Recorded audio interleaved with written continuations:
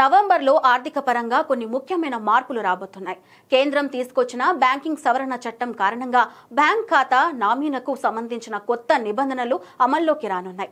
వీటితో పాటు credit card rules, కేంద్ర రాష్ట్ర ప్రభుత్వ ఉద్యోగాలు, పెన్షనర్లకు సంబంధించి కొన్ని డెడ్ లైన్స్ కూడా ఈ నెలలోనే ముగియనున్నాయి. బ్యాంక్ ఖాతాలు, లాకర్లు ఉన్న వారికి ఇప్పటిదాకా ఒక్కరినే నామినీగా పేర్కొనే అవకాశం ఉండేది.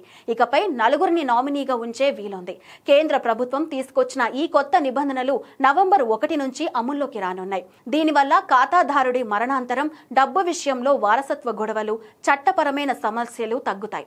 ఇక ఎస్బీఐ క్రెడిట్ కార్డ్ వాడేవారికి ఎడ్యుకేషనల్ ఫీజు చెల్లింపులు, వ్యాలెట్ లోడింగ్ కు సంబంధించిన నవంబర్ 1 నుంచి కొత్త ఛార్జీలు అమల్లోకి రానున్నాయి. క్రెడిట్ చెక్, మోబిక్విక్ వంటి థర్డ్ పార్టీ యాప్స్ ఉపయోగించి చేసే ఎడ్యుకేషనల్ ఫీజు చెల్లింపులపై ఇకపై 1% ఛార్జీ చెల్లించాల్సి ఉంటుంది. స్కూళ్లు, కాలేజీలు, యూనివర్సిటీ వెబ్సైట్లు, POS మిషన్ల వద్ద చేసే చెల్లింపులకు ఈ ఫీజు వర్తించదు.